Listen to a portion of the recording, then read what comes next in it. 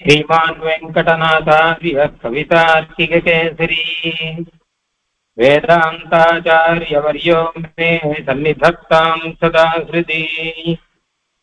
यो नित्यमच्युतपदाम्बुजयुग्मरुक्मव्यामोहतस्तदितराणि तृणाय मेने अस्मद्गुरोर्भगवतोऽस्य दैकसिन्धोः रामानुजस्य चरणौ शरणं प्रपद्ये। पितामहस्यापि पितामहाय प्राचेतसादेशफलप्रदाय श्रीभाष्यकारोत्तमदेशिकाय श्रीशैलपूर्णाय नमो नमस्तात्।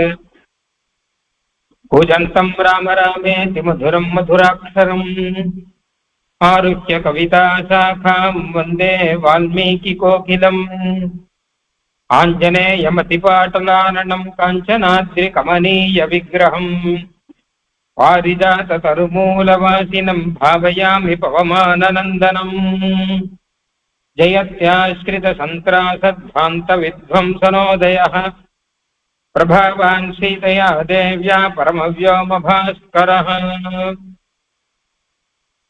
ஸ்ரீமத் ராமாயணத்திலே சுந்தர காண்டம் மிகவும் விசேஷமானது. சுந்தரே சுந்தரி சீதா, சுந்தரே சுந்தரி கதா, சுந்தரே சுந்தரி லங்கா, சுந்தரே ந கிம் கிம் ந சுந்தரம் என்று அழகான ஒரு ஸ்லோகம். இந்த ஸ்லோகமும் சுந்தரமான ஸ்லோகம். சுந்தர காண்டத்துல எதுதான் அழகா இல்லை? சீதாதேவி அப்படின்னு எடுத்துன்னு பார்த்தோம்னா அவர் இருக்கக்கூடிய நிலைமை அதெல்லாம் சொல்லக்கூடிய பாங்கு ரொம்ப ஆச்சரியமா இருக்கு. இல்ல லங்கையில நடந்த ஆஞ்சநேயருடைய வைபவம் எடுத்து பார்த்தோம்னா அதுவும் ஆச்சரியமா இருக்கு. கதையோ ரொம்ப ஆச்சரியமா இருக்கு. எல்லாமே சுந்தர காண்டத்தில் இருக்க மாதிரி ராமாயணத்துல மிச்ச காண்டங்கள்ல எதுவுமே கிடையாது. அதனால்தான் அதுக்கு சுந்தர காண்டம் அப்படின்னு பெயராம். அப்போ ஸ்ரீமத் ராமாயணத்தில் விசாரங்கள் அப்படின்னு பார்க்கும்போது சுந்தர காண்டத்துல பெரிய விசாரம் எதுவுமே இல்லை. எந்த விசாரம் இல்லாமல் ரொம்ப அழகா இருக்கிற அப்படின்னா அதுக்கு சுந்தர காண்டம்னு பெயர் வந்திருக்குன்னு கூட சொல்லலாம் போல இருக்கு. அவ்வளோ ஆச்சரியமாக இருக்கு.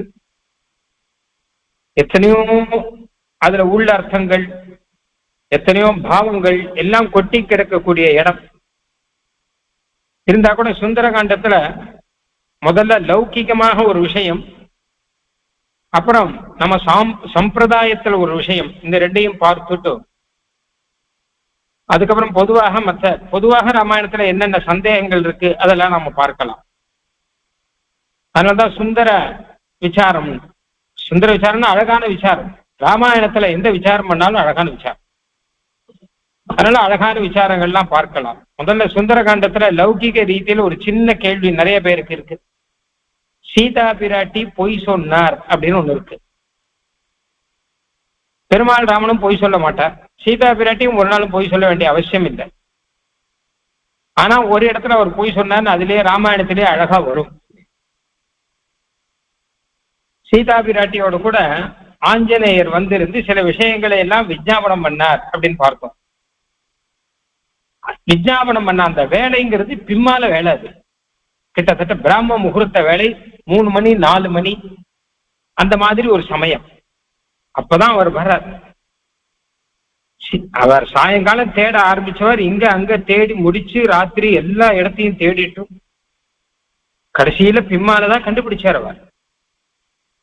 அந்த சமயத்துல சீதா பிராட்டி சுத்தி இருந்த ராட்சசிகளுக்கெல்லாம் நல்ல தூக்கம், எல்லாம் அரைகுறை தூக்கத்துல, முக்காவாசி தூக்கத்துல இருக்கு எல்லாம். அந்த சமயத்துல சீதா பிராட்டி கிட்ட பேசிட்டு இருந்தார். எங்க தூக்கத்துல யாரோ வரா ஏதோ பேசுற மாதிரி தெரியறதே தவிர சொப்பனமா இதுவா என்ன ஒண்ணுமே தெரியல அந்த ராட்சசிகளுக்கெல்லாம். நல்லா அழகா பேசி பிராட்டிக்கு ஆசுவாசம் பண்ணி மோதிரத்தை கொடுத்து எல்லாம் பண்ணிட்டார். அதுக்கப்புறம் அங்கிருந்து திரும்பி போகணும். அந்த சமயத்துல அந்த புத்திமதாம் வரிஷ்டர் அப்படின்னு சொல்லக்கூடிய ஆஞ்சநேயர் நல்லா யோசிச்சார். சீதா பிராட்டிக்கு ஆறுதல் சொல்லியாச்சு, ஆனா அது போராது, ராவணனை பயமுறுத்தி வைக்கணும் அப்படின்னு நினைச்சார். ஏன்னா அவனை அப்படியே விட்டுட்டு போகக்கூடாது, இவ்வளவு தூரம் வந்துட்டு கடைசியில ராவணனை பயமுறுத்தி இல்லாம போகக்கூடாது. அதனால உடனே ராவணனை வரவழைக்கிறதுக்கு என்ன வழி, இல்ல தான் ராவணனை போய் பார்க்கறதுக்கு என்ன வழின்னு யோசிச்சார். இது நல்ல வழியெல்லாம் எதுவுமே இங்க நடக்காது. நான் போய் ராட்சச ராஜா ராவணனை போய் பார்க்கணும்னா சொன்னா விடமாட்டா வரலாம். அதனால ஒரே வழிதான். நசாம ரக்ஷஸ் குணாய கல்பத்தேன்னு வரும். நல்ல வார்த்தையெல்லாம் சொல்லி ராட்சசர்கள்ட்ட பேச்சுவார்த்தையெல்லாம் நடத்த முடியாது. பேச்சுவார்த்தையை நடத்தணும்னா நல்லவாளோட தான் நடத்தணும். வன்முறையே கையில வச்சுட்டு இருக்கவாளோட பேச்சுவார்த்தை எப்படி நடத்த முடியும்?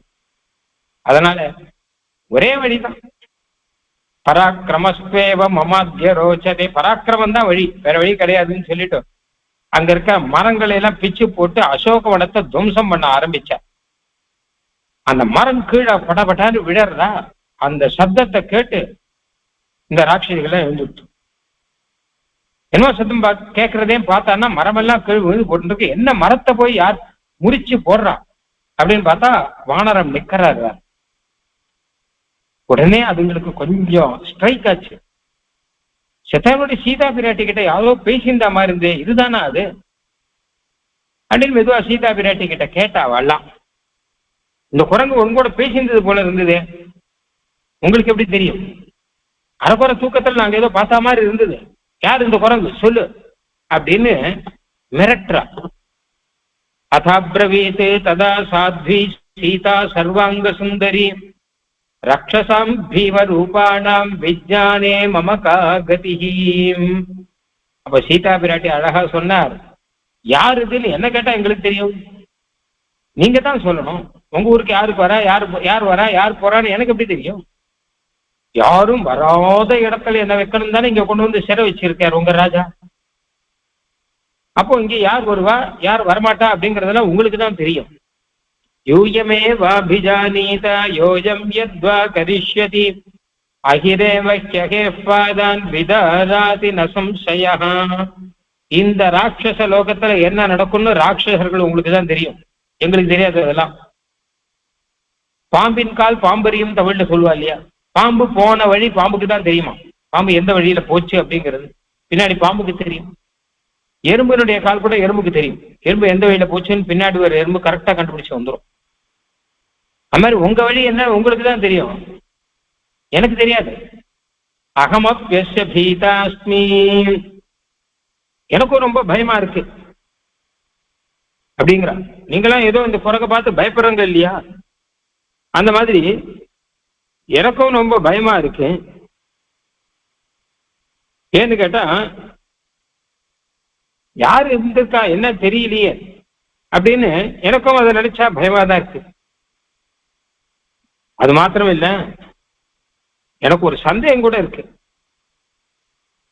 ஒருவேளை உங்க ராஜா தான் வந்திருக்காரோ, ராவணன் தான் வானர வேஷத்துல வந்துட்டாரோ. ஏன்னு கேட்டா முன்னாடி ஏதோ வேஷம் போட்டுன்னு வர்றதால அவர் கெட்டிக்காரர், முன்னாடி வேற ஏதோ வேஷங்கள்லாம் போட்டுன்னு வந்த, இப்ப ஏதோ ராவண வேஷம் போட்டுன்னு வந்துட்டாரு போல இருக்கு அப்படின்னு எனக்கு தோன்றுறது அப்படின்னு நாரே பார்க்கலாம். இன்னும் நேரம் போய் ராவணன் கிட்ட போய் சொல்லலாம்னு சொல்லிட்டு இவெல்லாம் சில பேர் போய் சொன்னா, ஒரு குரங்கு ஒண்ணு வந்துட்டு இருக்கு, அது சீதா பிராட்டியோட பேசித்துங்க. என்ன பேசித்துன்னா அது என்னமோ எங்களுக்கு தெரியல, என்னமோ பேசினா மாதிரி இருந்தது. அந்த குரங்கு எல்லாத்தையும் துவம்சம் பண்ணிட்டு இருக்கு. ஆனா வைதேகி தேவி இருக்கிற இடத்துக்கு மாத்திரம் வரல அந்த குரங்கு. ஏன்னா பயம் போல இருக்கு. மகாராஜா சொல்லியிருக்கீர் இல்லையா, அவர் இன்னொரு சொன்னா பயமாவது. அந்த குரங்குக்கு ஒரு பயமும் கிடையாது, ஏதோ கௌரவத்தினால்தான் வைதேகி கிட்ட கௌரவத்தினால்தான் வரலன்னு நினைக்கிறேன் அப்படிலாம் சொல்லி இப்படி எல்லாம் சொன்ன அப்புறம் ராவணன் வந்து யுத்தத்துக்கு சில பேர் அனுப்பிச்சான் இருக்கு. இந்த இடத்துல சீதா பிராட்டியானவர் அந்த குரங்கு எனக்கு என்ன தெரியாதுன்னு சொல்லிட்டார், ஸ்பஷ்டமாவே சொல்லிட்டார். அத உங்களுக்கு தான் தெரியும், எங்கிட்ட போய் இது கேட்கறங்கோ அப்படின்னா. அப்ப சீதா பிராட்டி பொய் சொல்லலாமா அப்படின்னு இது ஒரு சாதாரண கேள்வி, பெரிய கேள்வி ஒண்ணும் கிடையாது. பதிலும் சாதாரணமானதுதான், ஆனா அவசியம் தெரிஞ்சுக்க வேண்டிய விஷயம். ஏன்னா சில சமயம் பொய் சொன்னா தப்பு கிடையாது. சத்தியமே தான் சொல்வேன் அப்படின்னு சொல்லிட்டு எப்ப பார்த்தாலும் சத்தியமே தான் சொல்வேன் அப்படின்னு இருக்கிறதுல இல்லை. சில சமயம் பிராண சங்கடம் வந்ததுன்னா, ஆபத்து வந்ததுன்னா, உயிருக்கே ஆபத்து அப்படிலாம் வந்ததுன்னா, இல்ல நல்லவாளை யாராவது ரட்சிக்கணும் அப்படிலாம் வந்ததுன்னா, அப்போ தாராளமா போய் சொல்லலாம், அது தப்பு கிடையாதுன்னு சாஸ்திரம் சொல்லியிருக்கு. பஞ்சாண்டர் அபாதகானி, 5 பொய்கள் தாராளமா சொல்லலாம். ஒருவருடைய உயிரை ரட்சிப்பதற்காக பொய் சொல்லலாம். பெரிய ஆபத்து வந்ததுன்னா உடனே பொய் சொல்லலாம். கல்யாண மண்டபத்தில் நின்று போன கல்யாணம் நடக்கணும்னா ஒரு பொய் சொன்னாதான் நடக்கும் அப்படின்னா சந்தேகமே இல்லாமல் ஒரு பொய்யை சொல்லிடலாம். இப்படிலாம் இருக்கு. விவாக காலே ரதிசம் பிரயோகே பிராணாத்யே சர்வதனாபஹாரே விப்ரஸ்சார்த்தே சந்திரதம் வதந்தி பஞ்சாண்டிருதான்யாஹுரபாதகனி அப்படின்னு. அதனால சீதாதேவி இங்க உண்மையை சொல்லணும்னு விரும்பல. அதனால இதனால ஒண்ணும் தப்பு கிடையாதுங்கிறது இது சாதாரண விஷயம் தான். சாஸ்திரத்திலேயே சம்மதமான விஷயம். திருக்குறள்ல கூட அழகா ஒரு குறள் இருக்கு. வாய்மை எனப்படுவது யாதனின் யாதொன்றும் தீமை இல்லாத சொலர். யாருக்கும் ஹிம்சை பண்ணாம பேசணும், அதுதான் முக்கியம். பொய்யுங்கிறது கூட 2ஆம் பட்சம் தான் அப்படின்னாரு. அதுக்கப்புறம் சம்பிரதாயத்துல வந்த விஷயம் என்ன கேட்டான்னா திரிஜட்டா சரணாகதி. திரிஜட்டா அப்படின்னு அந்த ராட்சசிகள்ல இருக்கக்கூடிய ஒருத்தர், அவர் ஒரு சொப்னம் பார்த்தார். அந்த சொப்னத்தை எடுத்து சொன்னார். சொப்னத்துல பெருமாள் ராகவனுக்கும் சீதா பிராட்டிக்கும் நல்ல க்ஷேமம் நடக்கும். ஆனால் ராவணன் கும்பகர்ணன் இவர்கள்ல யமலோகத்துக்கு போற மாதிரி சொப்னம் பார்த்திருக்கார். தெற்கு பக்கத்துல யமலோகத்துக்கு போற மாதிரி சொப்னம் பார்த்திருக்கார். சொப்னம் பார்த்தது மட்டும் இல்லாமல் சொப்ன பலனும் தெரிஞ்சுட்டு விட்டார். பிம்மால வேலையில வந்த சொப்னம் கட்டாயம் பலிக்கும். அவ கட்டாயம் நம்ம ராஜாவுக்கு யமலோகத்துக்கு கமனம்ங்கிறது நிச்சயம். ராகவனும் சீதா பிராட்டியமாக 2 பேரும் ஆகாசத்திலே ஆனந்தமாக சஞ்சரிக்க போறார்கள்னு சொப்னம். இதே மாதிரிதான் புஷ்பகவனத்துல போறாங்க. சொப்னம் பார்த்தது இருக்கட்டும், லங்கை முழுக்க எரிகிறதா மாதிரி சொப்னம், ஒரு குரங்கு எரிக்கிற மாதிரி சொப்னம், இப்படிலாம் இருக்கு. குரங்கு எரிக்கிறது லங்கை, இப்படிலாம் சொப்னம் வந்திருக்கு. உடனே அவர் இந்த சொப்னத்தை சொன்னார் அவ கிட்ட. ஏன்னா எல்லாரும் சேர்ந்து சீதா பிராட்டிய மிரட்டின்னு இருக்காங்களே, உன்னை கொன்னுடுவோம் அப்படிங்கிறா ராட்சசியெல்லாம் சீதா பிராட்டிய, உன்னை சாப்பிடுவோம் அப்படிங்கிறா. அப்ப திரிஜட சொல்ற, யார் யாரை கொல்றது, யார் யாரை சாப்பிடுறது, நமக்கெல்லாம் பெரிய ஆபத்து வந்திருக்கு. அதனாலே ராகவாத்தி பயம் கோரம் ராட்சசானாம் உபஸ்திதம், ராகவன் கிட்ட இருந்து பெரிய ஆபத்து ஒண்ணு வந்துட்டு இருக்கு. இப்போ சைன்யத்தோட வந்தார்னா நம்ம எல்லாரையும் நிர்மூலமாக்கிடுவார். பிரணிபாத பிரசன்னாகி மைதிலி ஜனகாத்மஜா அலமேஷா பரித்ராத்தும் ராகவாத் ராட்சசீ கணம். இப்ப இங்க வந்தார்னா மொத்த பேரையும் நிர்மூலமாக்கிடுவார். நமக்கெல்லாம் நாசம் காத்துன்னு இருக்கு. நாம அதுல இருந்து தப்பிக்கிறோம்னா ஒரே வழிதான் இருக்கு. பிரணிபா கீழ் வந்து செய்ப்போம், சீதா பிராட்டி கிட்ட பிரார்த்திப்போம், அவள் காப்பாத்தி கொடுப்பார் நம்மள. வேற யாருங்க, ராவணன் கும்பகர்ணன் இந்த ஜித்து எல்லாம் எவ்வளோகத்துக்கு போறான். நான் சொப்னம் பார்த்தேன், எல்லாரும் கேட்டுக்கோங்க, எல்லாரும் எவ்வளோகத்துக்கு போறான். நாம தப்பிக்கிறோம்னா ஒரே வழி, இவரை இந்த சீதா பிராட்டியினுடைய காலில் வேணும். பர்த்சிதாம் அப்பி யாச்சத்வம் ராட்சஸ்ய கிம் விவக்ஷயா. என்னது இத்தனை நாளா மிரட்டின்னு இருந்தோம், திடீர்னு போய் அவ காலில் விழ சொல்லிடுறே அப்படின்னா, உங்களுக்கு அதெல்லாம் தெரியாது, சொல்றது கேளுங்க. இத்தனை நாள் அவளை மிரட்டின்தா கூட இப்ப காலில் விழலாம், நமக்கும் தப்பு கிடையாது. அவரும் அது தப்பா நினைக்க மாட்டார். இத்தனை நாளா மிரட்டிந்தங்களை இப்பயும் காலில் விழறப்போ கேட்க மாட்டார். ஏன்னா இப்போவாவது காலில் விழறாளே நினைக்கக்கூடியவர் அவர். அதனாலே பிரணிபாத பிரசன்னாகி மைதிலி ஜனகாத்மஜான் இருக்கிற அப்படின்னாலே நம்ம காலில் விழுந்தா உடனே ரொம்ப பிரசன்னம் ஆயிடுவார், நமக்கு அபயம் கொடுத்துருவார். அதனாலே இவரை சேவிக்கலாம், கை கூப்பலாம் அப்படின்லாம் சொல்றார். இவர் சொல்ற விஷயங்கள் தான் அந்த ராட்சசிகளுக்கு ஒன்றும் பிடிபடலை, ஒன்றும் புரியல. இன்னும் சரணாகத்தின்னு சொல்ற, கீழ் விழலாம்ங்கிற, சேவிக்கலாம்ங்கிற, இதெல்லாம் என்னது, அடி தட்டி உத குத்து இதுதான் தெரியும், வேற நல்லதே எதுவும் தெரியாது. அப்படின்ட்டு நம்ம யாச்சனை பண்ணலாம், நம்ம சரணாகதி பண்ணலாம்னா சொன்னா அவளுக்கு என்ன புரியும், ஒன்றும் புரியல, பேசாம இருக்கா. ஆனால் திரிஜட்டா மாத்திரம் கை கூப்புறார் பிராட்டியை பார்த்து. உடனே பிராட்டி என்ன சொன்னாராம், ததஸ்ஸ கிரீமதி பாலா பர்த்துர் விஜய ஹர்ஷிதா அவோச்சதே யதி தத்சத்யம் பவேயம் சரணம் ஹிவஹாம். உடனே அப்படியே ஆட்டம் விட்டார் பிராட்டி. பவேயம் சரண ஹிவஹா, உங்க எல்லாருக்கும் சரணமாக நான் இருக்கேன், உங்க எல்லாரையும் நான் காப்பாத்துறேன் அப்படின்னு சொல்லிட்டார் சீதா பிராட்டி. சொல்லது மாத்திரம் இல்ல, சொன்ன மாதிரி காப்பாத்தி கொடுத்தாருங்கிறது யுத்த காண்டத்தில் வருகிறது. அங்க ஆஞ்சநேயர் இவா மொத்த பேரையும் நான் ஒழிச்சுறேன்னு ஆரம்பிக்கிறார். ஏன்னா யுத்தத்துல ஜெயிச்சாச்சு ராமன். அதுக்கப்புறம் ஆஞ்சநேயர் தான் அந்த விஷயத்த சொல்றதுக்கு வர சீதா பிராட்டி கிட்ட. அங்க பார்த்தா சுத்தி இந்த ராட்சசி எல்லாம் உட்காந்துருக்கு. இத்தனை நாள் பிராட்டியை என்ன பார்த்து படுத்தின இந்த ராட்சசிகள். உடனே இதை ஒழிச்சுன்னு தோணி போச்சு. அதனால மொத்தத்தையும் ஒழிச்சுடுறேன், ஆனா அதுக்கு முன்னாடி பிராட்டியினுடைய அனுமதியை வாங்கிக்கணும். அதனால அவர்கிட்ட கேட்கிற எல்லாரும் ஒழிச்சுடுத்தமா அப்படின்னு. அப்பதான் பிராட்டி அபயம் வாங்கி கொடுக்கிற. வானரா, கருணைனா என்னன்னு தெரியாதா? காரியம் கருண மாரியேன நகச்சின் அபராஜ்யதி. கருணை பண்ணணும்ப்பா, இவமெல்லாம் தப்பு கிடையாது அப்படின்னு சொல்லி ஆஞ்சநேயர்கிட்ட இருந்து அபயம் வாங்கி கொடுக்கிற பிராட்டியார் அப்படின்றது. இது ஆச்சரியமான விஷயம். திரிஜட்டா சரணாகதி அப்படின்னு.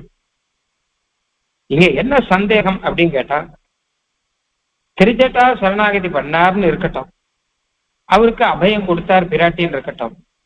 ஆனா இந்த ராட்சசிகள்லாம் இருக்கள், அவ சரணாகதி பண்ணல, ஒண்ணுமே பண்ணல. அவருக்கும் கூட பிராட்டி அபயம் கொடுத்திருக்கார். பவேயம் சரணம் ஹிவகா. வகானா உங்களுக்குன்னு அர்த்தம். உங்கள் எல்லாருக்கும் நான் சரணமாக இருப்பேன் அப்படின்னு அபயப்பிரதானம் பண்ணார். கடைசியிலையும் யுத்த காண்டத்திலையும் எல்லாரையும் காப்பாத்தி கொடுத்தார். அப்ப திரிஜட்டாவுக்கு வேணா சரணாகதி பண்ணபடினால ஒரு அபயம் கிடைச்சதுன்னு சொல்லலாம். மற்ற பேர்லாம் சரணாகதி பண்ணலையே, எப்படி அபயம் கிடைச்சது அப்படின்னு ஒரு சந்தேகம் வரும். இதுக்கு சுவாமி தேசிகன் பரிகர விபாக அதிகாரம் அப்படின்னு ஒரு அதிகாரத்துல இத அழகா சாதிச்சிருக்கார். பிராட்டி கிட்ட பண்ற சரணாகதி விசேஷமானது அப்படிங்கறத அங்க எடுத்து சொல்லி, இவ்விடத்தில் திரிஜட்டையினுடைய ஆத்மாத்மீய பரசமர்ப்பணத்திலே அவர்களுக்கு பிறவித்துவக்காலே நம்மவர்கள் என்று கண்ணோட்டம் பிறக்கும் ராட்சசிகளும் அந்தர்பூதைகள் அப்படின்னு ஒரு விஷயம் சொல்லிருக்கோம். திரிஜட்டாவோட சரணாகத்தில இவெல்லாம் உள்ளடங்கி இருக்கலாம். இந்த ராட்சசிகள்லாம் அவளோட கூட சேர்த்து வச்சுதான் இவர் சரணாகதி பண்ணியிருக்காரு. ஆனா அப்படி தெரியலையே, அவ ஒன்னும் அப்படி கேட்கலையே. சரி, எங்களுக்கும் சேர்த்து நீங்க சரணாகதி பண்ணுங்கோ அப்படின்னு சொல்லலையே. திரிஜட்டா தான் சரணாகதி பண்ணா, திரிஜட்டா இவளுக்கு உபதேசம் பண்ணா நீங்களும் சரணாகதி பண்ணுங்கோ அப்படின்னு யாரும் பண்ணல. எல்லாரும் வெறுமதா இருந்தா. அப்படிங்கிச்சே இவர்களும் உள்ள சேர்ந்தார்கள் எப்படி சொல்லலாம்? ஆத்மாத்மீய பரசமர்ப்பணத்திலே தனக்கு மாத்திரம் சரணாகதி பண்ணாமல் தன்னை சேர்ந்தவர்களுக்கும் ஆச்சாரியர்கள் சரணாகதி பண்ணுவதுண்டு.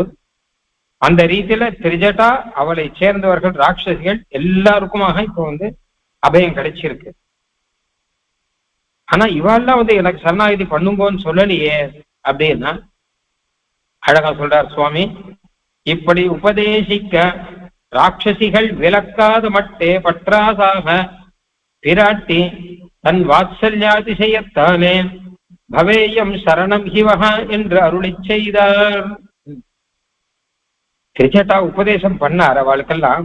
சீதா பிராட்டி கிட்ட சரணாகதி பண்ணுங்கோ, கை குப்புங்கோ அப்படின்னு சொன்னார். அவ பண்ணாளா இல்லையான்னு தெரியாது. ஆனா அவள் விலக்கலையாம், மாட்டோம்னு சொல்லல. பிராட்டி அதை பார்த்தார், ஐயோ பாவம் மாட்டோன்னு கூட சொல்ல தெரியாம இருக்காள் அப்படின்னு சொல்லிட்டு அதையே வச்சுட்டு அவளுக்கு அனுகிரகம் பண்ணிட்டார். மாட்டோம்னு விலக்கலே இல்லையா, மாட்டோம்னு சொல்லலே இல்லையா அப்படின்னு. அதனாலே இவாளுடைய திரிஜட்டினுடைய சரணாகத்தில் அவளும் அந்தர்கதைகளை ஆயிட்டார்கள். ஏன்னா ஆச்சாரிய நிஷ்டையில அப்படிதான். ஆச்சாரிய நிஷ்டான்னு பண்ணும்போது சின்ன குழந்தைகளுக்கு கூட பண்ணுவா. பசுர் மனுஷ பக்ஷிவான் பசு பட்சிகளுக்கெல்லாம் கூட பண்ணுவா. அதுங்களுக்கெல்லாம் ஒண்ணும் தெரியாதே அப்படின்னா, ஒன்னும் தெரியாட்ட கூட பரவாயில்ல, விலக்கலையோ இல்லையோ அதுவே போதும். வேண்டாம்னு சொல்லலையோ இல்லையோ, எங்களுக்கு சரணாகதி வேண்டாம் அப்படின்னா சொல்லலையோ இல்லையோ, அப்ப அதுவே போரும். ஆச்சாரியன் பண்ண சரணாகதியில அவ உள்ளுக்குள்ள இருக்கான் அப்படின்னு ஆயிடும். இதே சமாதானத்தை விபீஷனுடைய சரணாகதியிலையும் பார்த்து கொள்வதில்லை. விபீஷன் சரணாகதி பண்ணச்ச கூட 4 பேர் வந்தா. அவ விபீஷன் சரணாகதி பண்ணச்ச அவளும் உள்ளுக்குள்ள இருந்தா, அவ்வளவுதான். அவ ஒன்னும் பண்ணல, விபீஷனோட கூட வந்தா, அவ்வளவுதான். அவளுக்கும் சேர்த்து பலன் கிடைச்சது. சதுர்பிகி சக ராட்சசைன்னு வரும் ராமாயணத்தில். அப்ப விபீஷன் கூட இருக்கிறவாளா இருக்கல்லையோ அவெல்லாம் சரணாகதி பண்ணாலாம். விபீஷன் சரணாகதி பண்ணான்னு விஸ்தாரமா சொல்லியிருக்கு ராமாயணத்துல, ரொம்ப பெரிய விஷயமா சொல்லியிருக்கு. விபீஷன் கூட வந்த 4 ராட்சசால் சரணாகதி, அவளும் நல்லவாதான். சரணாகதி பண்ணாளா இல்லையா அப்படின்னு கேட்டானா, விபீஷன் ஆழ்வானோடு கூட வந்த 4 ராட்சசரும் அவருடைய உபாயத்திலே அந்த அத்புதர் அப்படின்னு விபீஷன் சரணாகதி பண்ணிச்ச கூட அவளும் இருக்கா. அதனால அவளுக்கும் சேர்த்துதான் சரணாகதி பண்ணார். பரதாழ்வான் சரணாகதி பண்ணச்சா அயோத்தியா நகரத்து ஜனங்களுக்கும் சேர்த்துதான் சரணாகதி பண்ற. ஆக இந்த ரீதியில பிராட்டியினுடைய கருணைங்கிறது எத்தனை விசேஷமானதுங்கிறத நாம புரிஞ்சுக்கிறோம். விபீஷணனோட கூட வந்தவாளாவது ஞானம் உள்ளவார்கள். பரதாழ்வானோட கூட வந்து அயோத்தி நகரத்து ஜனங்கள்லாம் பெருமாளே வேணும்னு பிரார்த்திச்சுட்டு வரவர்கள். ஆனா இந்த ராட்சசிகளுக்கு ஒன்னும் தெரியாது. ஆனால் விளக்காத மட்டே பற்றாசாக கொண்டு அவ விளக்கவில்லை, வேண்டான்னு சொல்லலைங்கிறத மாத்திரமே பிடிச்சுண்டு பிராட்டியானவர் அவர்களுக்கும் சேர்த்து அனுகிரகம் பண்ணார் அப்படின்னு ஆச்சரியமான ஒரு விஷயம் இருக்கு. ஆக இது ரெண்டு விஷயம் சுந்தரகாண்டத்தில் இருக்கு அப்படின்னு நான் வச்சுப்போம். இன்னும் கூட ரெண்டு மூணு சந்தேகங்கள்லாம் வரும். சுந்தரகாண்டத்துல விசாரம் ஆஞ்சநேயரே ஒரு விசாரம் பண்ற. அந்தப்புறத்துல போய் பாக்குற, ராவணனுடைய அந்தப்புறத்துல சீதாதேவி போய் பாக்குற. அதாவது சீதாதேவி இருப்பாரான்னு தேடி பாக்குற. அந்தப்புறத்துல இல்ல. ஆனால் அந்தப்புறத்துல சீதாதேவி இருக்காரான்னு தேடி பார்க்க போனவர் அந்தப்புறத்துல இருக்க எல்லா ஸ்திரீகளையும் பார்த்துட்டார். ராவணனுடைய மனைவிகள் நிறைய பேர் படுத்துட்டு இருக்காங்க. ராத்திரி வேலை இவர் தேடி பார்க்கும்போது அரைக்குறையா படுத்துட்டு இருக்காங்க. 10 பேர் மேல் வஸ்திரம் இல்லாம படுத்துட்டு இருக்காங்க. இவர் சீதா பிராட்டி இப்படி தேடி போய் பார்த்தவரை எல்லாரையும் பார்க்க வேண்டி நேர்ந்தது. அதுக்கப்புறம் வெளியில வந்த உடனே ஐயோ பெண்களை எல்லாம் பார்த்துட்டோமே எனக்கு மனசுக்குள்ள சங்கடம் வந்துருக்கு. தூங்கும்போது பெண்களை பார்க்க கூடாது, பரஸ்திரீகளை எல்லாம் தூங்கும் போதெல்லாம் பார்க்க கூடாது.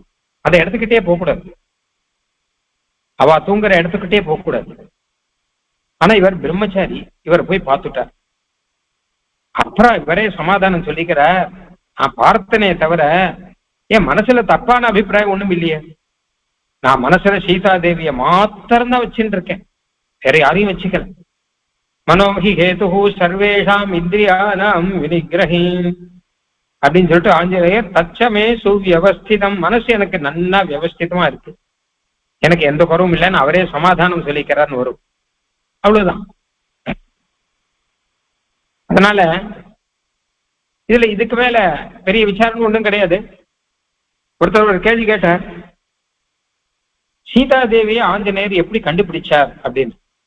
என்ன கேட்டாங்க, சீதாதேவியுடைய அடையாளங்கள்லாம் தெரியாதவர், அப்படிங்கிறது எப்படி கண்டுபிடிச்சார் அப்படின்னா, அதுதான் அழகான விஷயம் ராமாயணத்துல வரும். சீதாதேவி எப்படி இருப்பாருன்னு தெரியாது ஆஞ்சநேயருக்கு, முன்ன பின்ன பார்த்தவர் இல்லை. ஆனா கூட எப்படி கண்டுபிடிச்சார் அப்படின்னா, அவர் துக்கத்துல இருக்காங்கிறத வச்சு கண்டுபிடிக்கிறார். ஏன்னா சீதாதேவியை பிரிஞ்சு ராமன் எப்படி துக்கத்துல இருக்காரோ அதே மாதிரி அவரை பிரிஞ்சு இவர் இருப்பார் அப்படின்னு அதை வச்சுதான் கண்டுபிடிக்கிறார். இல்லாட்டா முதல்ல மந்தோதரியை பார்த்துட்டு இவர் தான் சீதைன்னு முதல்ல நினைச்சுட்டார். ஏன்னா அவ்வளவு அழகா இருக்கா. அப்புறம் மந்தோதரி சந்தோஷமாக படுத்துன்னு தூங்கிட்டு இருக்கார். அதை பார்த்துட்டு இவர் இருக்க முடியாது, சீதாதேவி நான் தூங்க மாட்டார். ராமன் தூங்கலையோ இல்லையோ, அப்ப இவரும் தூங்க மாட்டார். நல்லா தூங்கிட்டு இருக்கான சீதாதேவி இல்லைன்னு நினைச்சுட்டார், முடிவு பண்ணிட்டார் அப்பவே. அதுதான் அழகான விஷயம். நல்ல பாகவதன்னா பெருமாளை பிரிஞ்சா துக்கப்படுவான். அந்த மாதிரி பெருமாளை பிரிஞ்சு இவர் துக்கத்துல இருக்கிறத வச்சு பார்த்து ஆஞ்சநேயர் கண்டுபிடிச்சார். அது மட்டும் இல்ல, ஒரு அழகா ராமாயணத்துல ஒரு வேடிக்கையா ஒரு விஷயம் வரும். அதாவது மந்தோதரியை பார்த்த ராவணனுடைய அந்தப்புறத்துல ஒரு மஞ்சத்துல, பெரிய மஞ்சத்துல அவ பட்டத்து ராணி. அவர் மந்தோதரிக்கு திரிலோக சுந்தரின்னு பெயர். 3 லோகத்திலே அவர் சுந்தரி, ரொம்ப அழகானவர். அவரை பார்த்து ஆஞ்சநேயர் என்ன பண்ண, இவர்தான் சீதாதேவியின் முதல் நினைச்சுட்டு சந்தோஷப்பட்டுட்டார். குதிக்கிற அங்கே சீதாதேவியை பார்த்தா சொல்லியோ, அதனால குதிக்கிற. ஆஸ்போட்டயாமா சும்ப புச்சம் நனந்த சிக்கிரீட ஜகௌ ஜகாம ஸ்தம்பான் அரோகன் நிபபாத பூமோ அப்படின்னு மேல கம்பத்து மேல ஏறுறார், குதிக்கிறார், வாழை எடுத்துக்கிறார், புத்தம் கொடுத்துக்கிறார், என்னென்னவோ பண்ணிக்கிறார். ஏன்னா சீதா பிராட்டியை கண்டுபிடிச்சாச்சு அப்படின்னு சொல்லிட்டு அந்த சந்தோஷத்துல இருக்க. அதுக்கப்புறம் கொஞ்ச நாள் கழிச்சா யோசிச்சு பார்த்தா, சீதா பிராட்டி இப்படி அலங்காரம் பண்ணிட்டு இருக்க மாட்டாரு, சீதா பிராட்டி தூங்க மாட்டாரு அப்படின்லாம் யோசிச்சு பார்த்துட்டு தான் இது சீதா பிராட்டி இல்லைன்னு விட்டுட்டார். அதுக்கப்புறம் சீதா பிராட்டியை பார்க்கிற அசோகவனத்துல இப்படி தேடி பார்த்து சீதா பிராட்டியை பார்த்துட்டார். அப்போ சந்தோஷப்படணும், இப்போ உண்மையிலேயே சந்தோஷப்படணும். அப்ப மந்தோதரியை பகச்சு எப்படி சந்தோஷப்பட்டாரோ அந்த மாதிரி சீதாதேவியை பகச்சியும் உண்மையில சந்தோஷப்பட்டு ஆஸ்போட்டையாமாசு சுச்சும்ப புச்சம்னு வரணும் இல்லையோ. ஆனால் சீதா பிராட்டியை பார்த்த உடனே ஆஞ்சநேயர் ரொம்ப மனசுல கஷ்டப்பட்டு கண்ணில் ஜலம் விட்டார்னு வரும். அதுதான் அவருடைய ஒரு பாவம். ஏன்னா சீதா பிராட்டி இருந்த நிலைமையை பார்த்து அவர் ஏகவாசம் சம்விதான்னு சொல்லிட்டு அப்படியே அழுக்கடைஞ்சு இருக்கார். ஒரு பக்கம் பார்த்தான்னு உபவாச கிருஷாம் தீனாம், உபவாசத்தினாலே கிருஷமா இருக்கார். பெருமாளை பிரிஞ்சு துக்கத்தினாலே இழைச்சு போயிருக்கார். ஆனா கூட ஒரு தேஜஸ்வியா இருக்கார். இப்படி எல்லாத்தையும் ஆஞ்சநேயர் பார்த்துட்டு மமா வியதிதம் மனஹா இமாம் அசித கேசாந்தம்னு வரும். எனக்கு கூட ரொம்ப கஷ்டமா இருக்கேன்னு கண்ணு ஜனம் விடுற. நான் எதுக்குமே கஷ்டப்படாதவள், என் மனசை யாருமே அசைக்க முடியாது. ஆனால் இந்த சீதா பிராட்டியை பார்த்து அவருடைய நிலைமையை பார்த்து மரத்திலிருந்து ஆஞ்சநேயர் மேல இருந்தவர் அங்கிருந்து 2 சொட்டு ஜலம் கண்டிருந்து விட்டார். அவர் பெருமாள் இப்படிதான் தாங்கிட்டு இருக்காரோ நான் தாங்கிட்டு இருக்கேன் அப்படின்னு. இதுதான் அழகா சொல்றேன். அதாவது முதல்ல சீதா பிராட்டின் மந்தோதரியை பார்த்த உடனே சந்தோஷப்பட்டார். ஆனா உண்மையான சீதா பிராட்டியை பார்த்த உடனே இவருக்கே மனசு இலகி போறது அப்படின்னு இருக்கு. ஆக அந்த மாதிரி ரீதியில சீதா பிராட்டியை எப்படி கண்டுபிடித்தார்னா பெருமாளை விட்டு பிரிந்து அவர் துக்கத்திலே இருப்பார் அப்படிங்கிறத வச்சுட்டு சீதா பிராட்டியை கண்டுபிடித்தார் அப்படின்னு வரும். அடுத்த சந்தேகம், ஆஞ்சநேயர் ராவணனுடைய சபைக்கு ஐச்சுன்னு போறான், கட்டி இழுத்துன்னு போறான். அவரு சரி அப்படின்னு சொல்லிட்டு பேசாம வந்துட்டு இருக்க, விடுபட முடியும். ஆனா கூட விடுபடல. ராவணனை பார்க்கணும்னு நினைச்சார். பார்த்தா பெரிய சிம்மாசனத்துல மேல உட்காந்துருக்கான். நிறைய படிக்கட்டுலாம் ஏறி மேல சிம்மாசனம், அது மேல உட்காந்துருக்கா ராவணன். கீழே இருக்கா மந்திரிகள்லாம். ஆஞ்சநேயர் முன்னாடி கொண்டு வந்து நிறுத்தியிருக்கான். உடனே ஆஞ்சநேயர் என்ன பண்ணார், அந்த ராவணனுடைய சிம்மாசனத்தை பார்த்த உடனே தானும் அந்த மாதிரி மேல இருக்கணும்னு தோணிது. என்ன இவங்கிட்ட என்ன, இவன் என்ன பெரிய தார்மீகனான, இவங்கிட்ட இவனுக்கு என்ன மரியாதை வேண்டி கிடக்குது அப்படின்னு சொல்லிட்டு அவர் வாளாலேயே ஒரு சிம்மாசனம் கட்டினார். வாளாலேயே சுத்தி சுத்தி சுத்தி சுத்தி ராவணன் காட்டுல ஒசரமா ஒரு வாழையே இது பண்ணி அது மேல உட்காந்து ஒரு வாள் வளர்ந்துட்டே இருக்கும் ஆஞ்சநேயருக்கு. அப்படி வளர்ந்து வளர்ந்து வளர்ந்து ராவண சிம்மாசனத்தை காட்டுல ஒசரமாக்கி மேலே ஏறி உட்காந்து விட்டார். ராவனோட பேசினார்னு ஒரு கதை இருக்கு. இந்த கதை பிரசித்தமான கதை. ஆனால் இது ராமாயணத்துல இல்லை, வால்மீகி ராமாயணத்துல இது இல்லை. வால்மீகி ராமாயணத்துல இல்லையே சுவாமி, ஆஞ்சநேயர் தன்னுடைய வாளாலேயே ஆசனம் அமைத்துக் கொண்டார் அப்படின்னு இல்லையே. அப்படின்னு எந்த அபிப்பிராயத்துல இதை சொல்றா அப்படின்னு ஒரு கேள்வி வரும். அதுக்கு பிதாமகன் அழகா பதில் சாதிச்சார். அடியனுடைய பிதாமகன் அக்னிஹோத்திர சுவாமி சாதிப்பரா. தம் உத்வீக்ஷ மகாபாகும் பிங்காட்சம் புரதஸ்திதம்னு ராமாயணத்துல வருது. ராவணன் ஆஞ்சநேயரை பார்க்கச்ச முதல்ல பார்க்கும்போது தலை நிமிர்ந்து பார்த்தான் அப்படின்னு வரும். ராவணன் மேல இருக்கான், ஆஞ்சநேயர் கீழே இருக்காருன்னா தலை குனிஞ்சுதானே பார்க்கணும், இல்ல நேருக்கு நேராவது பார்த்தா பரவாயில்ல. உத்வீக்ஷியான் இருக்கு, தலையை நிமிர்ந்து பார்க்க வேண்டியதா போயிட்டான் ராவணனுக்கு. அதனால ஆஞ்சநேயர் அவனை காட்டிலும் ஒசரமா ஒரு ஆசனத்தில் இருக்காருன்னு அர்த்தம் கிடைச்சதுனால, அதனால ஆஞ்சநேயர் தன்னுடைய வாளாலேயே ஆசனம் அமைச்சிருக்கார் அப்படின்னு சொல்றது வால்மீகியுடைய அபிப்பிராயம் தான் அப்படிங்கிறது நன்னா தெரியும். அவர் ஏன் சொல்லல வால்மீகி ஸ்பஷ்டமா கேட்டார். ராமாயணத்துல நடந்தது மொத்தத்தையும் அவர் ஸ்பஷ்டமா சொல்லல. ஏன்னா வால்மீகி எழுதின ராமாயணம் 1 கோடி கிரந்தம், அது 1 கோடி ஸ்லோகம் இருக்கு. அதுல அது நமக்கு பூர்த்தியா கிடைக்கல. நமக்கு கொஞ்சம் பாகம்தான் கிடைச்சிருக்குன்னா என்ன காரணம் கேட்டா பூலோகத்துல இது போறோம்னு வச்சிருக்கா. இன்னும் சீவைகுண்ட லோகம் அந்த மாதிரி சில லோகங்கள்லாம் இருக்கும் இல்லையோ, அங்கெல்லாம் பூர்ணமான ராமாயணம் அப்படின்னு இருக்கும் போல இருக்கு. இங்க சம்பூர்ணமான ராமாயணம் இல்லைங்க. நமக்கு இது போரும் அப்படின்னு சுருக்கி கொடுத்துருக்கா. இப்ப எல்லாமே சுருக்கி கொடுன்னு கேட்கிறா மொத்த பேருமா. பாதுகா சாஸ்திரம் அக்ரமணி மாலா ஸ்தோத்திரம், பாதுகா சாஸ்திரத்தை சுருக்கி கொடுங்கோங்கிறான்.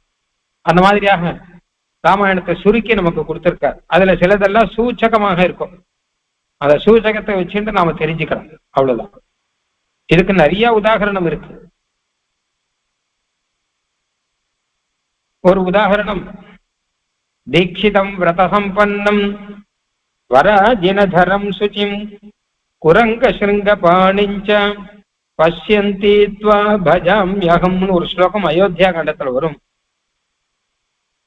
இதுல பெருமாள் ராமன் தசரதர் பார்க்க போற அதுக்கு முன்னாடி ஒரு பட்டாபிஷேக தினத்தை நிக்குது. பட்டாபிஷேகம் நிச்சயிச்ச தினத்தை நிக்குது. அப்ப கிளம்பி பெருமாள் ராமனும் சீதா பிராட்டியும் பக்கத்துல இருக்கா, உட்காந்து இருக்கா ஸ்ரீராம பவனத்துல. அங்கிருந்து தசரத பவனத்துக்கு போனோம். அப்போ பெருமாள் நல்ல அலங்காரங்கள்ல ஆச்சரியமா பண்ணிட்டு இருக்கார். ஆச்சரியமான அலங்காரம், பட்டாபிஷேக திருக்கோலம் இல்லையா, நல்ல பட்டு வஸ்திரங்கள், நல்ல சந்திரங்கள் எல்லாம் சாத்தின்னு பிரமாதம் இருக்கார். சீதா பிராட்டியும் ஆச்சரியமா இருக்கா. அப்படி இதை பத்தி விஸ்தாரமா வரும். தந்த பந்தமிவாதித்யம்னு ஆதித்யன் போல சூரியன் போல பிரகாசிக்கிறாராம் பெருமாள். தம்பை ஜுவலன சங்காசம் அக்னி போல ஜொலிக்கிறார். ததர்ஷூதா பரியங்கே சௌவர்ணே சோத்தரச்சதேன்னு வரும். இப்ப அந்த சமயத்துல பெருமாள் கூட்டன் போறதுக்கு சுமந்தர வர பெருமாள் கிளம்புற. சீதா பிராட்டி என்ன சொல்றாருன்னு கேட்டான்னா, தீட்சிதம் விரத சம்பன்னம் வராதின தரம் சுச்சிம் குரங்க சிருங்க பாணிஞ்ச பஷ்யந்தி த்வா பஜாம்யஹம். இந்த வேஷம், இந்த அலங்காரம் இருக்கட்டும், எனக்கு ஒரு ஆசை. யாகத்துல தீட்சை பண்ணினவரா ஒரு அலங்காரம் பார்க்கணும். தீட்சிதம் விரத சம்பன்னம், நல்ல விரதம் எடுத்தவரா இருக்கணும். வராஜினதரம், கிருஷ்ணாஜினத்தை தரிச்சிக்கணும். சுச்சிம், சுத்தமா இருக்கணும், யார் மேலேயும் படாம. குரங்க சிருங்க பாணிஞ்ச, கையில மான் கொம்பு வச்சுப்பா யாகத்துல. அப்படி உங்க வேஷத்துல நான் பார்க்கணும்னு ஆசைப்படுறேன் அப்படிங்கிற. பஷ்யந்தி த்வா பஜாம்யஹம் அப்படின்னு வருவாங்க. சீதா பிராட்டிக்கு இதுவும் ஒரு ஆசை. ராஜகுமாரராக இருக்கார், யுவராஜாவாக பட்டாபிஷேகம் பண்றார். அந்த சமயத்துல அந்த யுவராஜ திருக்கோலத்துல இருக்கிறத பார்த்தா போறாது, யாகத்துல தீட்சை பண்ணிட்டு அப்படி இருக்கக்கூடிய திருக்கோலத்துல நான் பார்க்கணும் அப்படின்றாரு. இப்ப பிராட்டிக்கு இதை காட்டிலும் அது பிடிச்சதுக்கு காரணம் என்ன? ஒருவேளை இது சாதாரணம் தான், யாக தீட்சா அந்த தீட்சைக்கான ஒரு கோலம் இருக்கு இல்லையா, அதுதான் விசேஷம்னு நினைக்கிறாரா? லக்ஷ்மண பெருமாள் சொல்றது இல்லையா, பகவத் கைங்கரியத்துக்கான ஒரு ரூபம். அப்போ அலங்கிருதா அப்படின்னு வரும், சுந்தரகாண்டத்திலேயே வரும். ராகவஸ்ய அனுயாத்திரார்த்தே துருமச்சீரைஹி அலங்கிருதா. லக்ஷ்மண பிராள் காட்டுக்கு போகும்போது மர உரையெல்லாம் தரிச்சுக்கும் போது அலங்கிருதான்னு வரும். அண்ணா அலங்காரம் பண்ணிட்டு இருக்காரு அப்படின்னா என்ன அர்த்தம்? கைங்கரியத்துக்காக அலங்காரம் பண்ணிட்டு தான் நல்ல அலங்காரம் இருக்கும். அண்ணா திருமண்டிட்டு இருந்தாரு, அண்ணா வேஷ்டி விட்டு, அதெல்லாம் இருந்தா அதெல்லாம் அழகுன்னு பெரியவாள்லாம். மற்றதெல்லாம் அழகுன்னு சொல்ல மாட்டான். கைங்கரியத்துக்கான ரூபம் இருந்தா அழகுன்னு சொல்லுவான். அந்த மாதிரி லக்ஷ்மண பெருமாள் ரொம்ப அழகா இருந்தாரு, அலங்காரங்கள்லாம் பண்ணிட்டு. என்ன பண்ணிட்டாருன்னா மர உரை தரிச்சுட்டார். பட்டு வஸ்திரம் தரிச்சுட்ட லக்ஷ்மண பெருமாள் பட்டு வஸ்திரத்தை களைஞ்சிட்டு மர உரை தரிச்சுட்டார்னா அப்ப அலங்கிருதாக ரொம்ப அலங்காரமா இருக்கார் அப்படிங்கிற. ஆபரணங்கள்லாம் தரிச்சுக்கிட்ட இந்த லக்ஷ்மண பெருமாள் அந்த ஆபரணங்கள்லாம் களைஞ்சிட்டு இருந்தார்னா ரொம்ப அழகா இருக்காங்க. காரணம் என்ன கேட்டானா கைங்கரியம். அந்த மாதிரி சீதா பிராட்டி நினைக்கிறாரா? பட்டாபிஷேக திருக்கோலத்தை காட்டிலும் யாக தீட்சா திருக்கோலம் நல்லா இருக்கும்னு நினைக்கிறாரா அப்படின்னா, அதுக்கும் பிதாமகன் தான் ஆச்சரியமா சமாதானம் சாட்சியம். இது அப்படி அர்த்தம் இல்ல, இவர்கள் பண்ற யாகம் ராஜசூய யாகம்னு பேர். ராஜா ராஜசூயன ஸ்வராஜ்யகமோ எஜேத, ராஜா பண்ண வேண்டிய யாகம். பக்கத்துல இருக்கிற ராஜாக்களை எல்லாம் ஜெயிச்சுட்டு ராஜாதி ராஜாவாக இருக்கிறவர் அந்த ராஜசூய யாகம் பண்ணுவார். அந்த மாதிரி உங்க நான் பார்க்கணும்னு ஆசைப்படுறேங்கிற பிராட்டி, நீ ராஜாதி ராஜாவாக இருக்கணும். வெறும் சக்கரவர்த்தி திருக்குமாரராக யுவராஜாவாக இருந்தா போராது, ராஜாவாகி சக்கரவர்த்தியாகி ராஜசூய யாகம் பண்ணக்கூடிய அளவு பக்கத்துல இருக்க ராஜாக்கள்லாம் நடத்தி வைக்கணும். அது அவர்கள்லாம் கப்பம் கட்டணும். அப்படி இருக்கணும்னு நான் பார்க்கணும்னு ஆசைப்படுறேன்னு சொல்லச்ச லௌகிகம் வைதிகம் ரெண்டு கலந்துருக்கு. ரெண்டு வேணுமோ இல்லையோ? அப்போ வைதிகமாவும் இருக்கணும், வராதின தரம் சுச்சியம்னு யாகங்கள்லாம் பண்றவார் அப்படின்னு இருக்கணும்.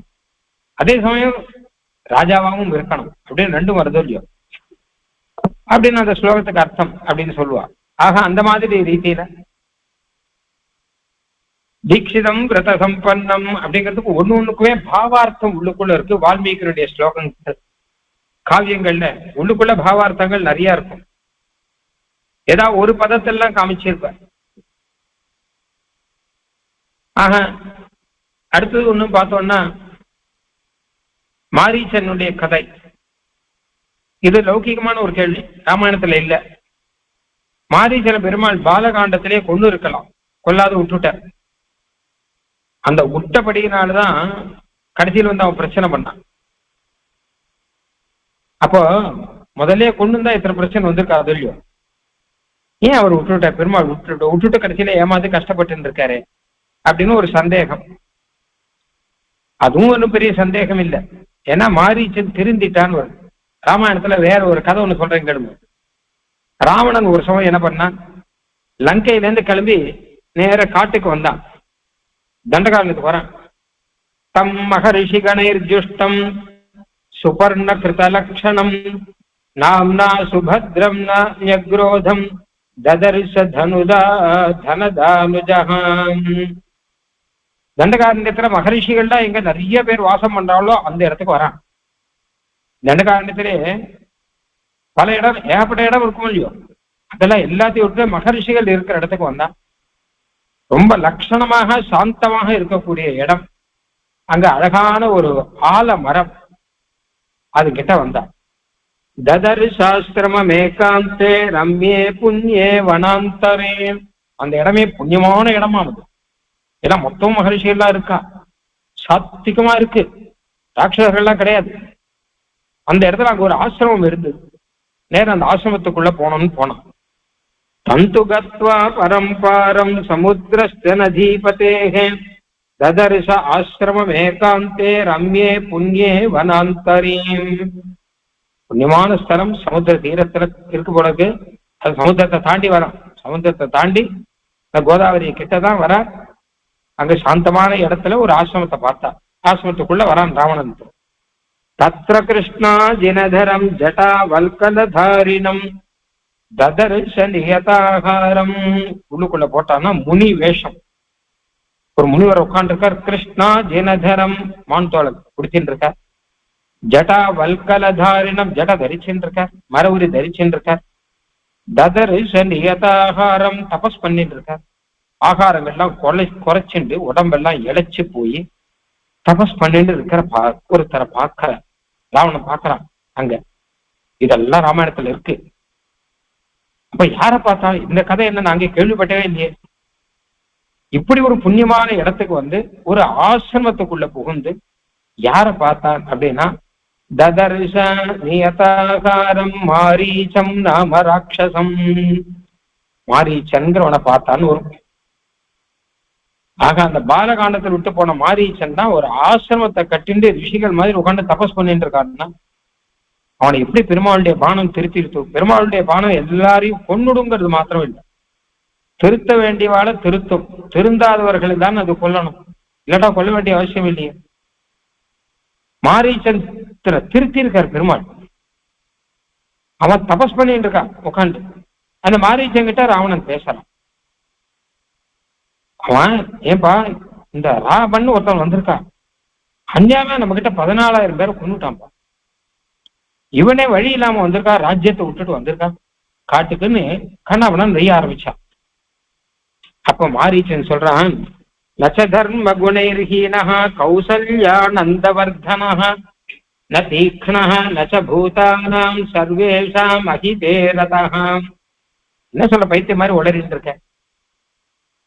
ராமன் பரம தர்மாத்மா, ராமோ விக்கிரகவான் தர்மஹா. தர்மங்களும் குணங்களும் தவிர வேற எதுவும் அவர்கிட்ட கிடையாது. நீ சொல்ற மாதிரிலாம் கிடையாது.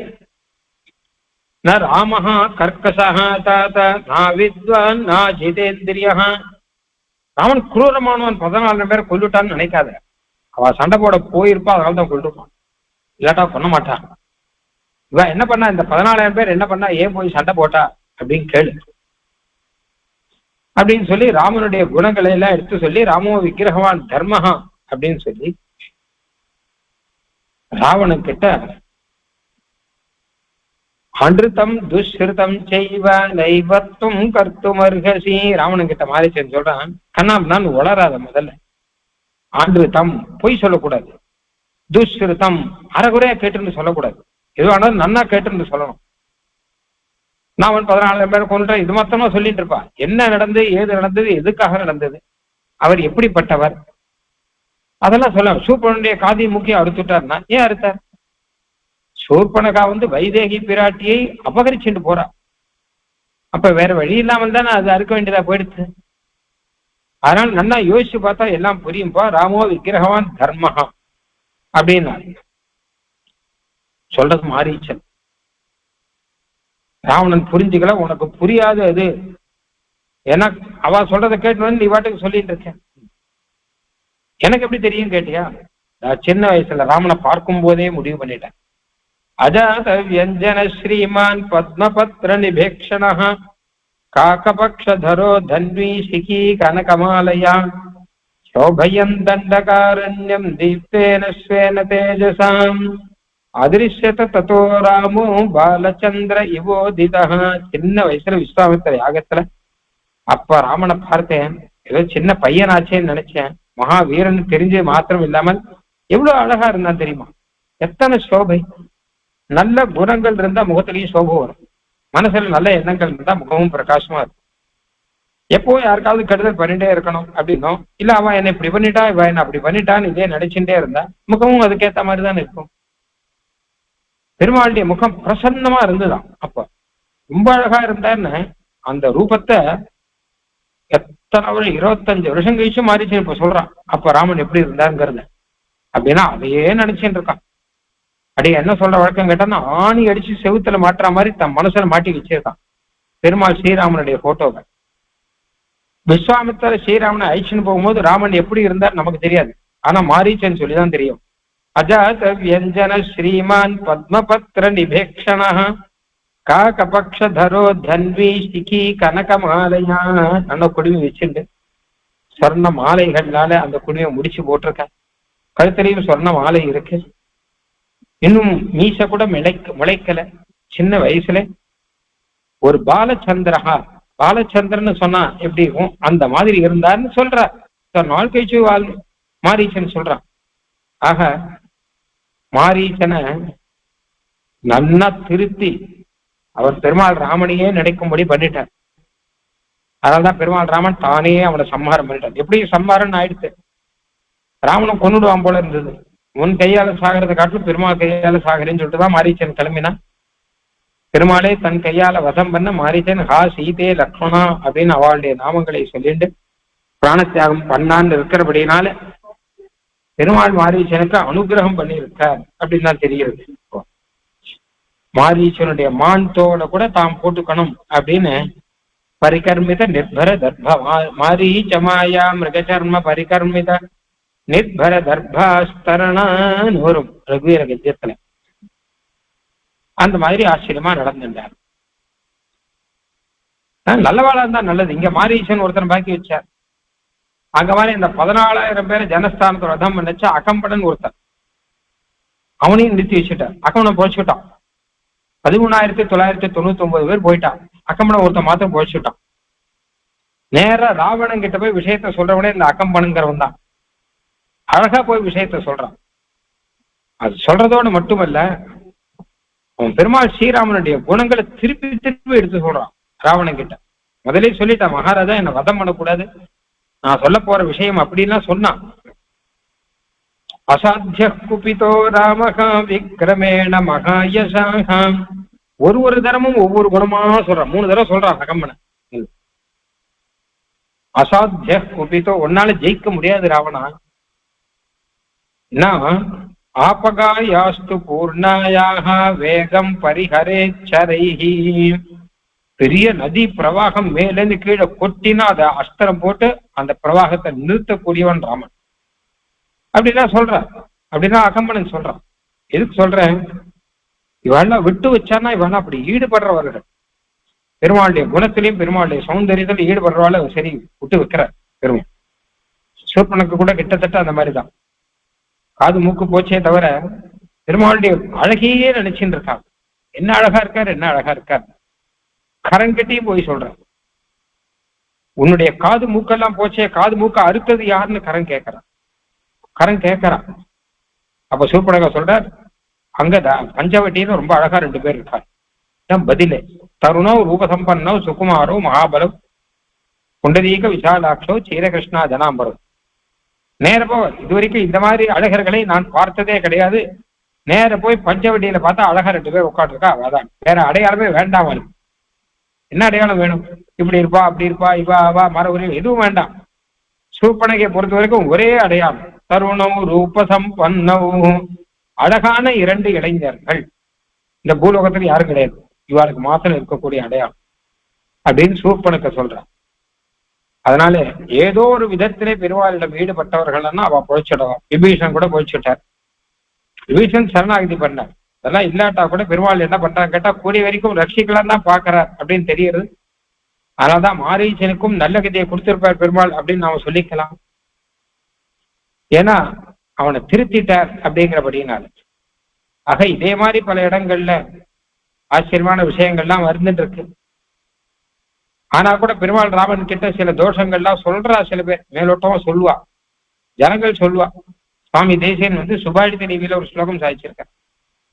நிரவதி குணகிராமே ராமே நிராகசி வாகசி புரணமுஷிதா லோகா லோகாஹ வதந்தி சதந்திகே வரதனுகதிம் வாதித்ரோகம் மனாகபசர்ப்பணம் பரிமித குணே ஸ்பஷ்டாவத்யே முதா கிமுதா சதேன்னு ரொம்ப அழகான ஸ்லோகம் இது. ஜனங்கள்லாம் தப்பு சொல்றாளே தப்பு சொல்றாளே, நமக்கெல்லாம் சந்தேகம் வர என்ன போய் தப்பு சொல்றோம் அப்படின்னா, அதான் சுபாஷித சொல்ற ராமனையே தப்பு சொன்ன லோகம் இது, உன்னை சொல்ல மாட்டாளா என்ன? ஆனான்பட்ட ராமன் கிட்ட என்ன தோஷம் இருக்க முடியும்? காளிதாசன் சொல்ற சந்திரன் கிட்ட கருப்பா இருக்கோல்லையோ, அதை பார்த்துட்டு சந்திரன்ல அழுக்கு இருக்குன்னு சொல்றான். இங்க இருக்கிறாள் காளிதாசன் ஒரு இடத்துல வேடிக்கையா சொல்றான், சந்திரன் கிட்ட கருப்பா இருக்கு ஏதோ, அது என்ன இருக்குன்னு இவ போய் பார்த்தாள்.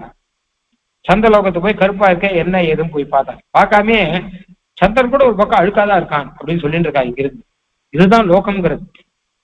முழுக்க ஆராய்ச்சியெல்லாம் பார்க்க மாட்டான், தம்பாட்டுக்கு வாய்க்க சொல்லிட்டு இருப்பான். ஸ்ரீராம சரித்திரத்துல பெருமாள் கிட்டே தோஷம் சொன்னவா நிறைய பேர் இருக்கா. நிரவதி குண கிராமே ராமே, குணங்கள்லாம் அப்படியே குட்டி கிடக்கிற இடம் ராமன். நிராகசி வாகசி, ஒரு தோஷமும் சொல்ல முடியாது. ராமனை போய் தூஷணம் பண்ண முடியுமா அப்படின்னா, தூஷணம்ங்கிறது ராமாயணத்துல கிடையவே கிடையாது. ராமாயணத்துல இருக்க தூஷணம் ஒரே தூஷணம் தான், கரண் தூஷணம் திரிசீரன். அந்த தூஷணத்தையும் ராமன் ஒழிச்சுட்டார். ஆனா இவா என்ன பண்றான்னா வாகசி, வாக்குல கத்தி வச்சிட்டு இருக்காளாம். தேசிய அழகா சொல்ற பெருமாள் ராமன் நிராகசி, தோஷமே இல்லாதவன். இவர்கள்லாம் வாகசி, வாக்குல கத்திய வச்சுட்டு இருக்கான். அதனால பேசுறா. இப்படி ஊஞ்சு பார்த்து என்ன தப்பு சொல்லலாம் பார்த்தவா 3 தப்பு சொல்றாளாம். வரதனுகதிம் வாலித்ரோகம் மனாகபசர்ப்பணம், தாட்டகாவதம் பண்ணது சரியா? முதல்ல அங்கேருந்து ஆரம்பிப்பான். பாலகாண்டத்துல முதல்ல ஸ்ரீராமலையில ஆரம்பமே முதல்ல தாட்டகாவதம் தான். ஒரு பெண்ணை கொல்லலாமா, பெண்ணை வதம் பண்ணலாமா, தப்பாச்சு, ஏன் பண்ணார்? இது முதல் கேள்வி அவ கேட்கறது. வாலி துரோகம், வாலிய மறைஞ்சிருந்து கொள்ளலாமா? இந்த விஷயம் தான் நேற்றை பார்த்துக்கிறோம். மனாக அபசர்ப்பணம், கொஞ்சம் யுத்தத்துல பின்வாங்கினான் இருக்கு. கரனோட கூட நடந்த யுத்தத்துல பெருமாள் ராமன் ஒரு அடி பின் வந்தார்ன்னு இருக்கு. சத்திரியன் பின்வாங்கலாமா? இதெல்லாம் தப்பு இல்லையா? அதாவது நல்லா கவனிச்சு பாருங்க. தப்பு சொல்றா, எப்படி இல்லாம தப்பு சொல்லுவான், சரியா பண்ணதையும் தப்பா சொல்லுவான். அவ தப்பு சொல்லணும்னு நினைச்சுட்டான்னு வச்சுக்கோங்க, எதெல்லாம் கண்ணுக்கு படுறது பாருங்க. தாட்டுக்கே வதம் பண்ணது சரியா அப்படின்னா, தாட்டுக்க ஒரு ராட்சசி, ராட்சசியை வதம் பண்ணாம என்ன பண்றது? பெருமாள் தாட்டகே வதம் பண்ணும்போது நன்னா யோசிச்சார். நக்கே நாம் உற்சகே கந்தும் ஸ்திரீ ஸ்வபாவேன ரக்ஷிதாம், ஒரு ஸ்திரீயாச்சே நம்ம கொல்லலாமா அப்படின்னு தான் யோசிச்சார். ஆனா விஸ்வாமித்திரர் தான் சொல்றார், நஹிதே ஸ்ரீ வதகிருதே கிருணாகாரியா நரோத்தம அதர்மியாம் ஜகி காகுஸ்தா. ஒரு ஸ்திரீய கொள்றேன்னு நினைக்காதுப்பா, அதர்மத்தை கொள்றேன்னு நினைச்சுக்கும். அதர்மத்தை கொண்டு தர்மத்தை ஸ்தாபிக்கணும். அந்த தாட்டகா இருக்கிற இடத்துக்கு தாட்டகாவனம்னு பெயர். அதுக்கே அந்த காட்டுல யாரையுமே வரவிட மாட்டாவோ, நல்லவா யாரும் வரக்கூடாது. ராட்சசர்கள் ராட்சசிகள் தான் வரலாமே தவிர மகரிஷிகள்லாம் கிட்டே போகக்கூடாது. எங்கேயாவது யாராவது ரிஷிகள்லாம் வந்தா கண்டுபிடிச்சிருவா, அவளுடைய ஏரியா அது. கண்டுபிடிச்சு நேரம் பக்ஷணம் பண்ணிடுவா அவளை. அப்போ அவருடைய பெயர்ல வனத்தை வச்சுட்டு இந்த மாதிரி ஹிம்சை பண்ணிட்டு இருக்கா எல்லாரையும். இல்ல அடிச்சாரா போட்டுருவான். இங்க யாரும் நுழையக்கூடாதுன்னு சொல்லிருக்கா.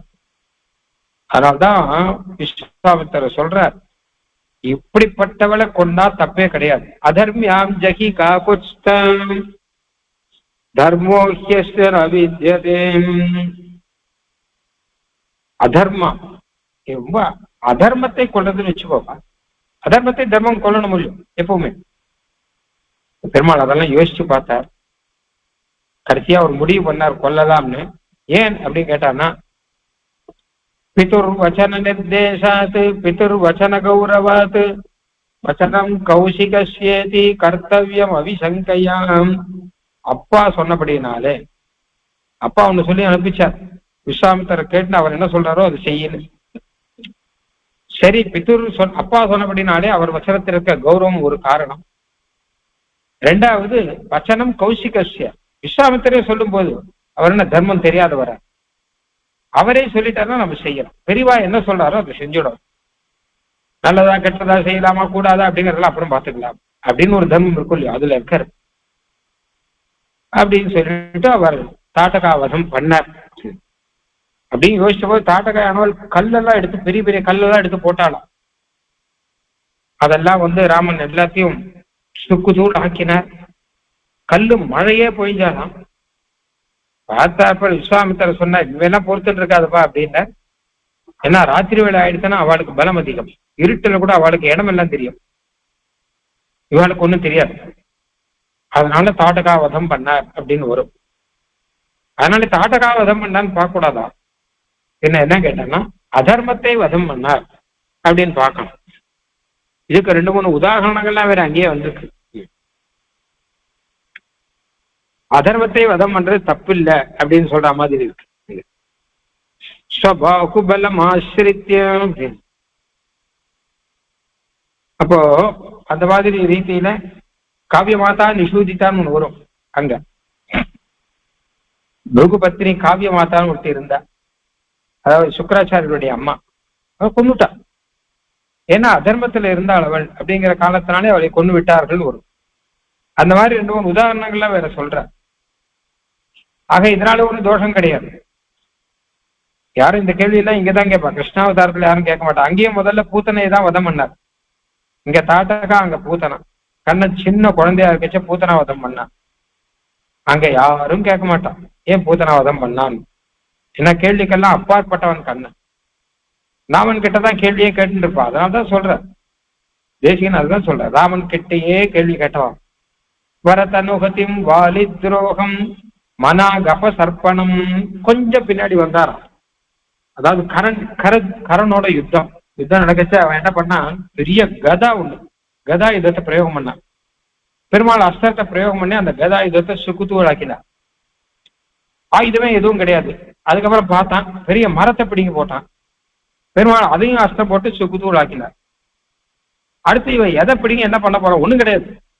ஒரு ஆயுதமும் கிடையாது, தேரு கிடையாது. தேரெல்லாம் இறக்கிட்டார், தேரெல்லாம் பொடி பொடியாக்கிட்டார். ஒண்ணும் கிடையாது, நிக்கிறான். இனிமே இவன் என்ன பண்ணுவான், என்ன ஆயுதத்தை எடுப்பான்னு பெருமாள் யோசிச்சுட்டு இருக்க. அந்த சமயத்துல என்ன பண்ணான், தானே மேல விழுந்தான். பெருமாளுடைய அஸ்திரங்கள்லாம் உடம்புல இருக்கு.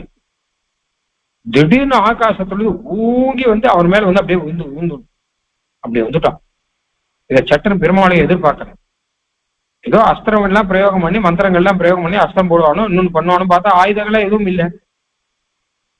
திடீர்னு அங்கேயிருந்து எம்பி நேரம் பெருமாள் மேலேயே விழுந்தோன்னு எழுப்புறான். அதை பார்த்த உடனே பெருமாள் சட்டுன்னு 2 அவனா அஸ்திர பிரயோகம் மரணம் இல்லையோ, கேப் இல்லை. அதனால என்ன பண்ணார்னா, தம் ஆபதந்தம் சம்ரப்தம் கிருதாஸ்திரோ ருதிரா புளுதம் அபாசப்பது த்வித்ரபதம் கிஞ்சித் துவரித விக்ரமஹா. உடனே செயல்படணும். அந்த அஸ்திரத்தை பிரயோகம் பண்ணி அவனை பிளக்கணும்னா அதுக்கு நடுவில் கேப் இல்லாத போயிடுது. உடனே பட்டுன்னு 2 அடி பின் வாங்கி அஸ்திரம் கூத்து இருக்க 2 அடி பின் வாங்கி அங்கிருந்து அஸ்திர பிரயோகம் பண்ணார். அவன் கிட்ட வந்துட்டான். அதுக்கப்புறம் தான் அஸ்திரப்பட்டு அவன் கீழே விழுந்தான் அப்படின்னு வரும் இங்க. அப்ப 2 அடி பின் வாங்கினாரு அப்படின்னா இதெல்லாமா ஒரு விஷயம்.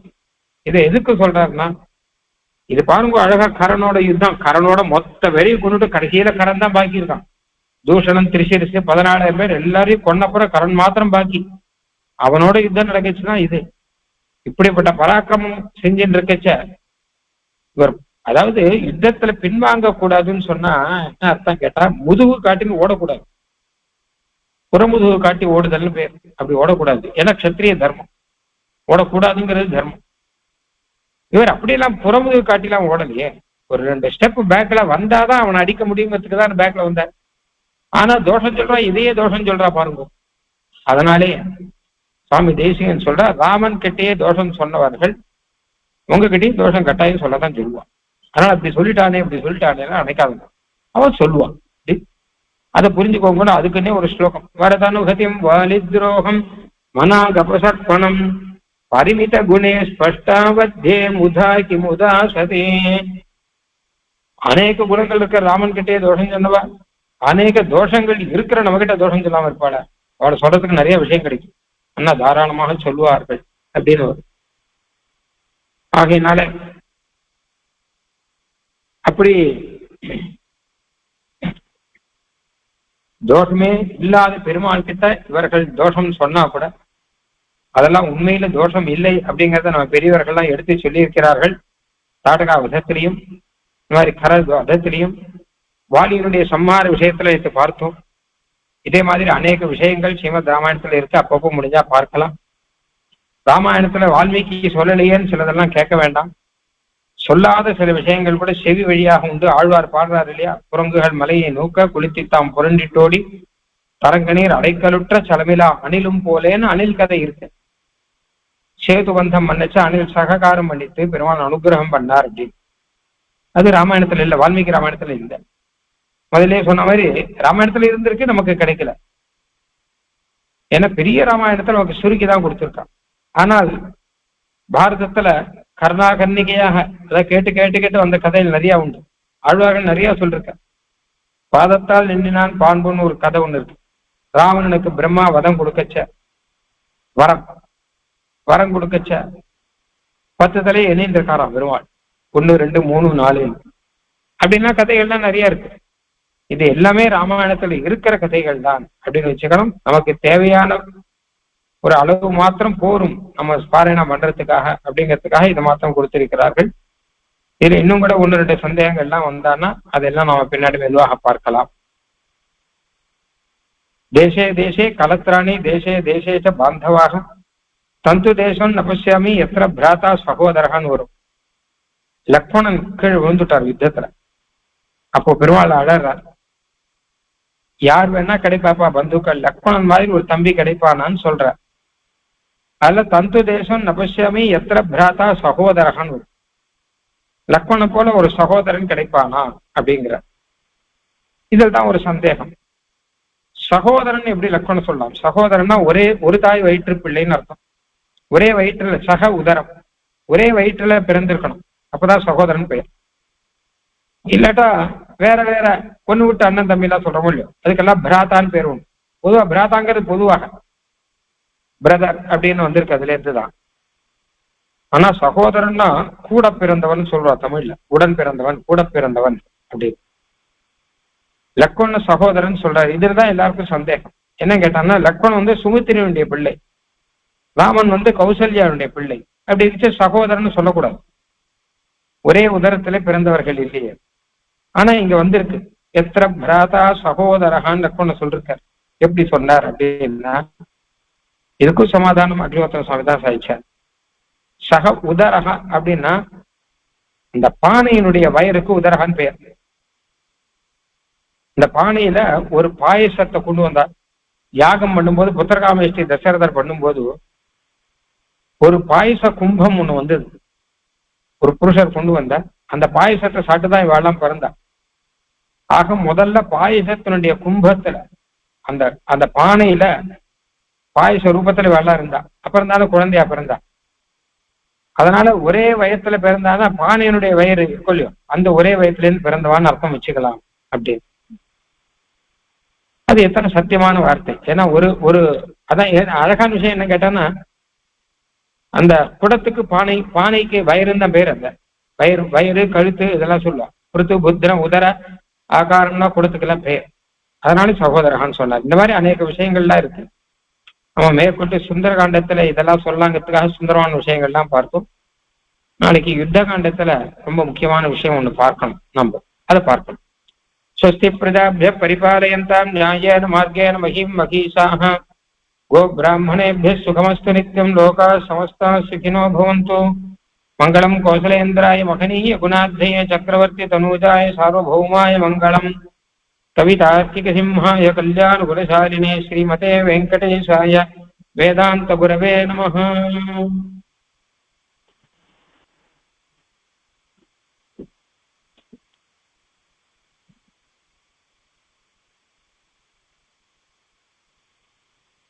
Swami, the news meeting.